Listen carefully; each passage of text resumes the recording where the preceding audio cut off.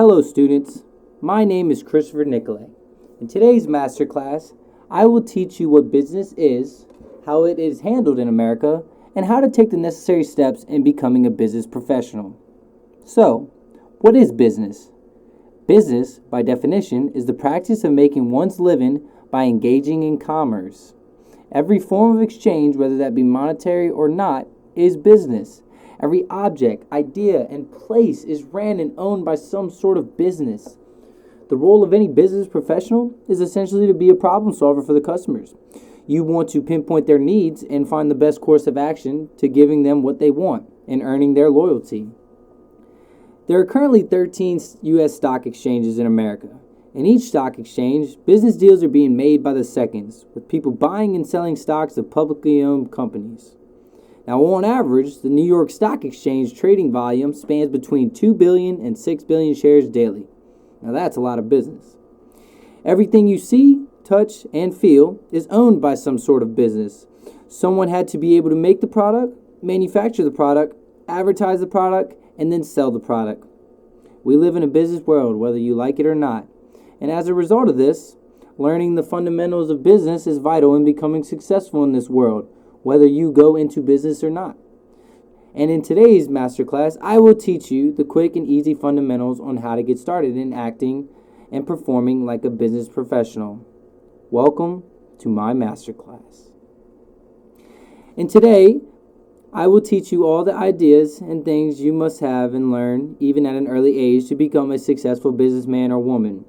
First, I will teach you how to dress properly. Secondly, how to speak properly. Third, how to be creative and brainstorm. Fourth, how to conduct meetings. And finally, how to practice hospitality. Let's hop into number one.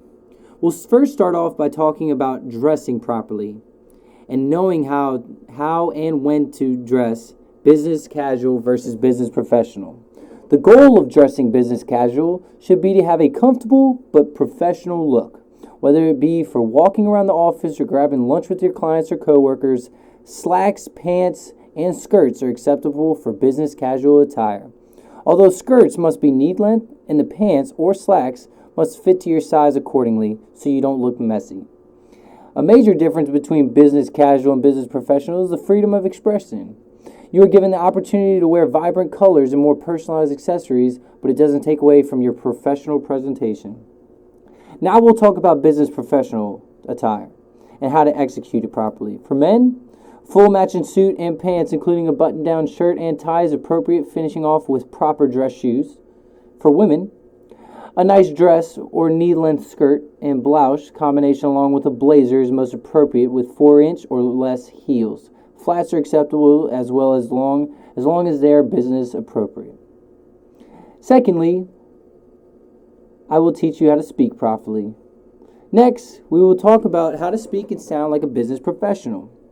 First and foremost, eye contact is vital to a business transaction. Having a nice default look will get you very far in any situation you'll be presented in. It takes 3/4 of a second to give off an impression to a stranger just based on your default look. So take some time to practice presenting your default look in an appropriate manner in front of the mirror for about a minute each day. Smiling and being confident in your approach is a key factor in keeping the listener engaged. You want to be enthusiastic and portray confidence when you talk to people.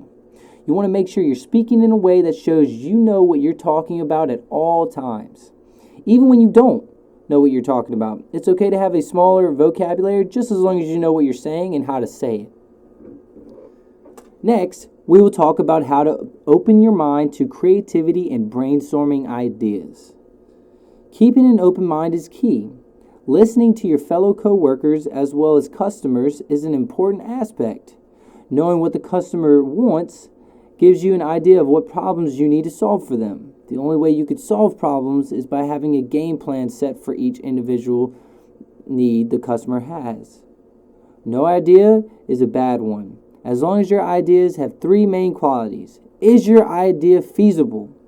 Is your idea profitable? Is your idea persuasive?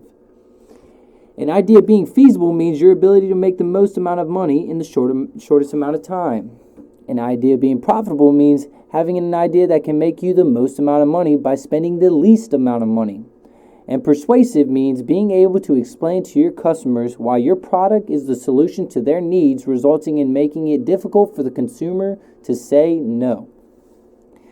Next, we will talk about the best way to conduct a successful business meeting.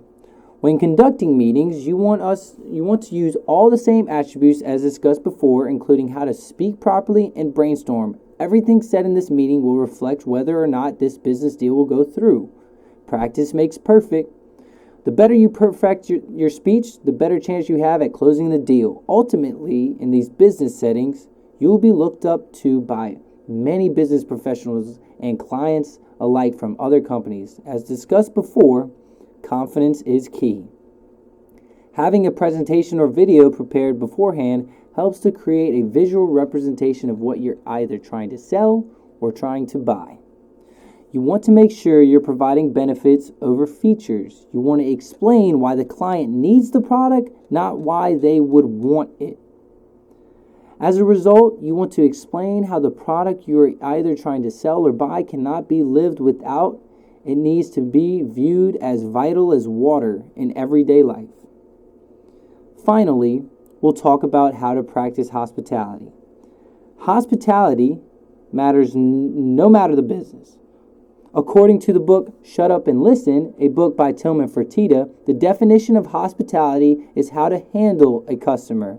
He states, how you can separate yourself from the competition is through hospitality. Attention to customer needs and wants 24/7. He also talks about eliminating no from your vocabulary. One of the key things of getting your customers' attention is letting them know that if you can't do it right now, you could do it later or through an alternative plan. The reason Tillman says to eliminate no from your vocabulary is because if you think about it, saying no to a customer usually doesn't mean that you can't do something. Instead, you're choosing not to do something. In short, say what you can do and not what you can't. One of the most valuable strategies to help your business get to the next level is by not always saying yes to your customer, but never saying no. Find an alternative.